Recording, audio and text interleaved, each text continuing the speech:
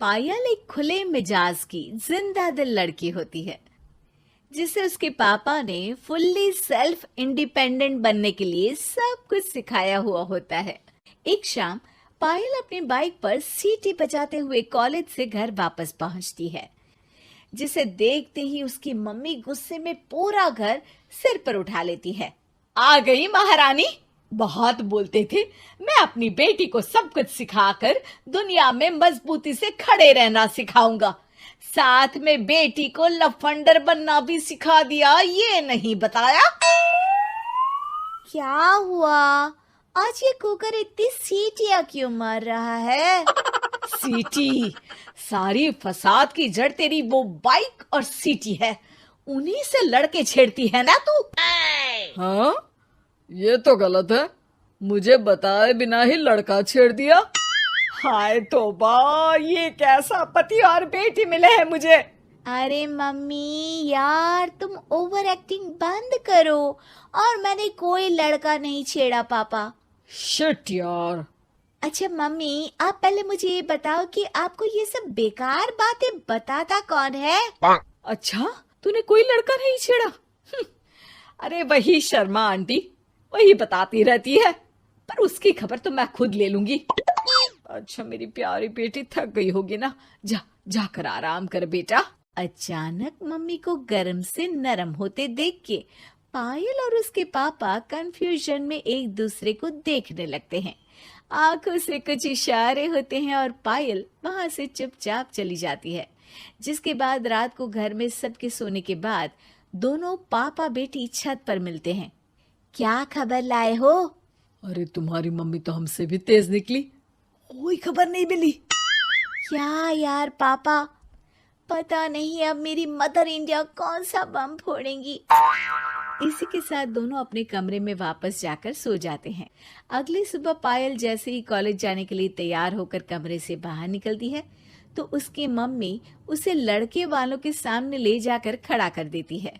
जी, ये है मेरी बेटी पायल, थोड़ी चंचल है लेकिन बहुत नेक दिल और होशियार है। देखते ही देखते कुछ घंटों में पायल और शुभम का रिश्ता पक्का हो जाता है, जिसके कुछ दिनों बाद पायल शादी कर अपने ससुराल पहुंच जाती है। सोचा था मम्मी कोई बम फोड़ेंगी, पर उन्होंने तो सीधा मुझे उम्र कैद की सजा ही दे दी। बहू, अब उम्र कैद समझो या बम, रहना तो यही है, निभाना यही है, इसलिए छिछोरी हरकतें बंद करनी होगी। है? ये आप क्या बात कर रही हो? मैंने क्या किया? इतने मासूम ना बनो, मुझे तुम्हारे कारनामों के बारे में सब अच्छे से पता है। ऐसा बोलकर सास तो वहां से चली जाती है, लेकिन पायल सोच में पड़ी वहीं खड़ी रह जाती है। जिस पर शुभम उसके पास आता है। तुम मम्मी की बात का बुरा मत मानना, वो पड़ोस वाली आंटी ने उन्हें तुम्हारी बाइक चलाना, सीटियां बजाते हुए घूमना, बेधड़क सबसे बात करना वगैरह जैसी कुछ बातें बता दी है, जिसे सुनकर उन्हें गुस्सा आ गया है। पर फिक्र मत करना, धीरे धीरे साथ रहने से वो भी ठीक हो जाएंगी।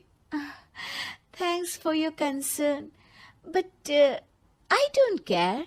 पायल सीधा अपने कमरे में चली जाती है।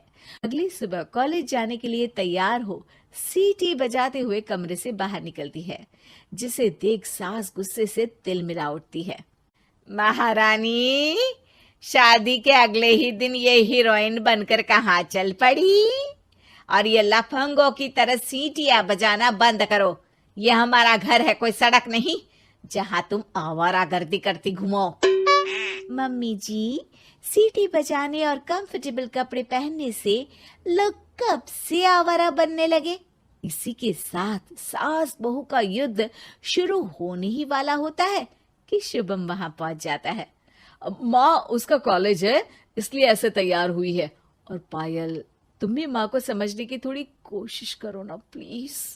सिचुएशन संभालकर शुभम और पायल घर से निकल जाते हैं।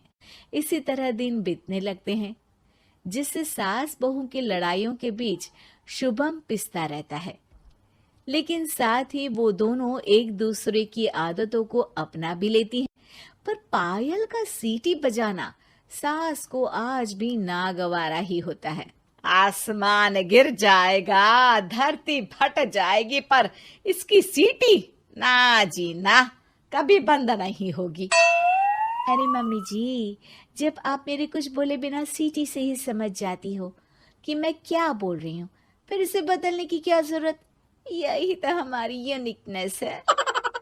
पायल की बात से ज्यादा सहमत ना होते हुए भी सास हंस पड़ती है। उसी शाम पूरा परिवार घूमने जाने का प्लान बनाकर घर से निकल जाता है और उनके जाते ही घर में चोर घुस आते हैं और तभी वो सब भी दोबारा घर के अंदर आते हैं बाहर से। क्या यार पायल, एक शाम भी फोन के बिना नहीं रह सकती थी क्या? घर में ही तो फोन है, कहाँ चला जाता? अब जल्दी अंदर जाकर अपना फोन लाओ, मम्मी और मैं यहीं बाहर वेट करते हैं। ज्यादा बोल रहे हो, देखो अब और धीरे काम करूंगी।